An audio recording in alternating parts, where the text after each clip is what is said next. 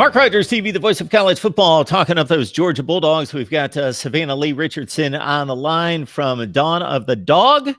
Of course, you can help us support the channel by grabbing the Amazon link in the description section below. Also, we've got 2 exclusive live streams each and every week. Yes, I've got to catch up with my work over the weekend, but 2 per week.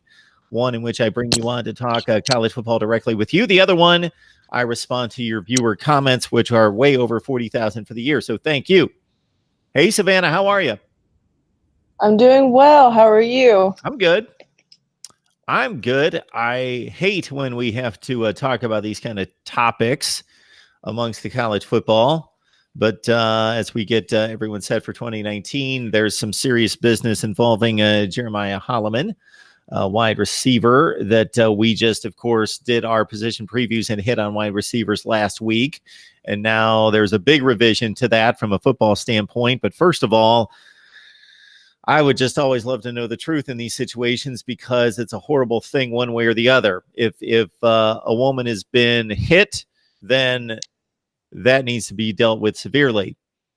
If in some cases, as we know in the past, a woman is lying about being hit and somebody else has to pay the consequences of their lie, especially in this environment, then that's a horrible thing too. I would just like to know the truth. Yeah. Well, I think we all would like to really know the truth. The Covington News broke this on June 20, last Friday, and it's just like the middle of the afternoon, and all of a sudden, breaking news comes up that Jeremiah Holloman has been dismissed from the team due to an event that happened on April 22nd, 2018. That's, well over a year ago. And evidently that him and his then girlfriend had an altercation where supposedly he hit her. But then there are, reading through the article that the Covington News did, it kind of goes back and forth. She calls his brother to come get her. Then, once he gets there, evidently he reaches around his brother and hits her in the face. And then she goes to the hospital and stuff. To be honest, it's kind of like I don't know really how to explain it other than, this happened. He's on it. He has to pay for the consequences that it happened. And until he decides to tell the truth or until the girl comes forward, because we still don't know who this girl is. Scrolling through this, the article right now, it's redacted from the report. But at the same time, I feel like, if she went to the police department and, let them know. I mean, I understand in domestic cases, the victim always doesn't need to be known. But in this, it happened well over a year ago. It seems like he's moved on. And I don't want to be like a he said, she said kind of thing. But I've also heard through the grapevine that this all came back up after she figured out that he was dating someone else. And in my opinion, it's a lot of he said, she said. I would love to know his brother's input because they didn't even talk to his brother. He did not want to talk to the UGA police that did the initial report. So it's just kind of I'm still kind of confused about it. I know a lot of dog fans are kind of confused about it. And until we hear from him first person or her first person, it's going to be kind of one of those things where there's a lot of speculation, and I hate having a lot of speculation because I want to know why the leading receiver coming back was kicked off of a team. But she even even in the article, it says the victim wished not to pursue the case criminally. According to the report was forwarded to the UGA Student Conduct Office and the Office of Equal Opportunity. So I'm assuming when it got there, it had to be reopened because he is a student athlete. Other than that, it's just kind of we're going off what this report says because I don't have access to Kirby down here in Brunswick, and the guys from Rivals and such are kind of reporting the same thing that Covington is. So that's kind of rambling. I'm trying not to take one side or the other because as a female, I do not condone any violence of that matter. But at the same, like you said, sometimes this happens and the football player ends up being the victim, whereas it shouldn't have even been kind of brought up in the first place. Yeah, I don't want to say anything else because I don't want to make I'm not taking any sides because I have no idea what happened. But yeah, what reportedly happened, what supposedly happened was they had an altercation, Holloman and his girlfriend or whomever she was, and then she didn't feel safe. Apparently, she calls his brother to come get her, and this all happened in April of 2018.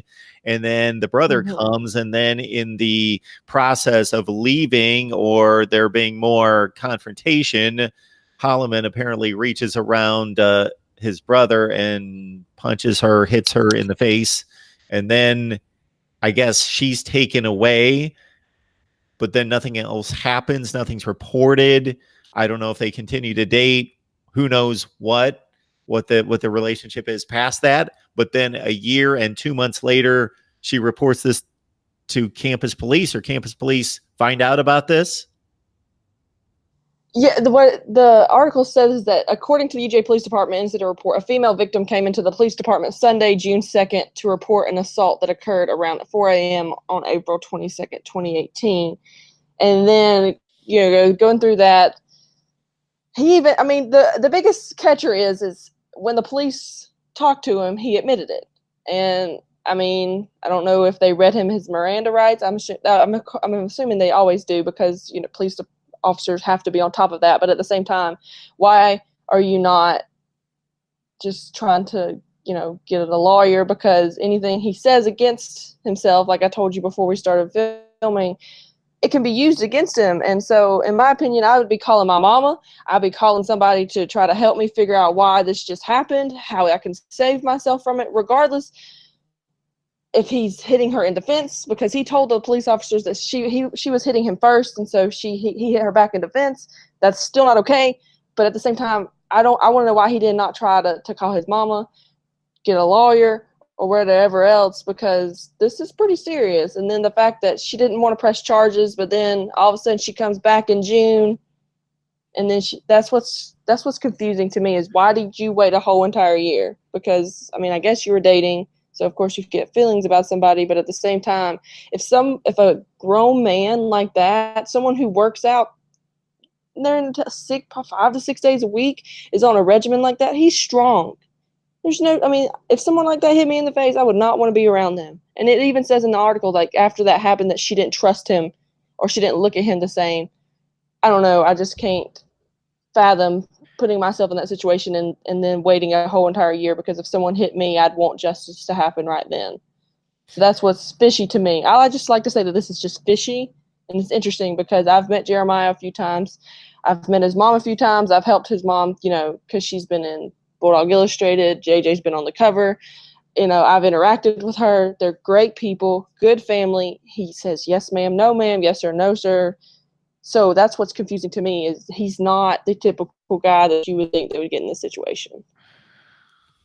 So what appears to have had happened was that he did all those things, but she had feelings for him and was torn between reporting him and not reporting him. And then when the relationship soured for whatever reason, then she had no reason not to report him. So she did report him. That's what it appears.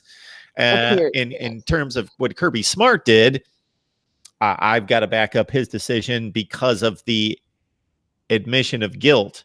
So we've seen in recent years, because of the environment involving these domestic incidents, violence, that football coaches have dismissed players even before they've been proven guilty.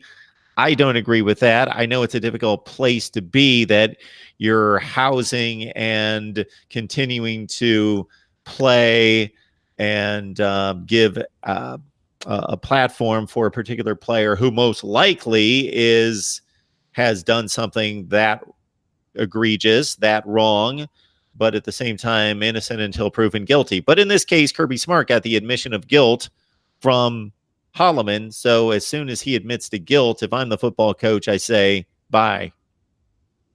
Oh yeah, that's the biggest issue there, is he admitted his guilt, and Kirby Smart did what was best for the football team, especially in a, I guess you could say, in a PR. I don't want to say a PR sense, but if, in my opinion, if he kept the player on the team until it was finished, all these other it could be like a domino effect. Well, I don't want my son going there because they're just going to allow somebody who is, supposedly done this or done that. And so I think he did a great job going ahead and making the decision to dismiss him regardless of what happened. I still wish Jeremiah and his family all the best. I wish the victim, she's in my prayers, and I hope it all turns out for the better. No no serious jail time, no serious anything like that. I hope it all gets resolved behind the scenes, and we can look back on this as him having a mistake and him still being able to go on and have a successful career in college and in the NFL. And unfortunately, because it's a public situation involving a celebrity of sorts, in quotes, because there's perception out there publicly that the person in authority, the football coach, the administration, they have to act a certain way. They can't just deal with the situation as it stands, as it were, in private, and do what they felt was the right thing, or wait for a verdict or anything like that. Because of the whole perception aspect of it, then other decisions are sometimes made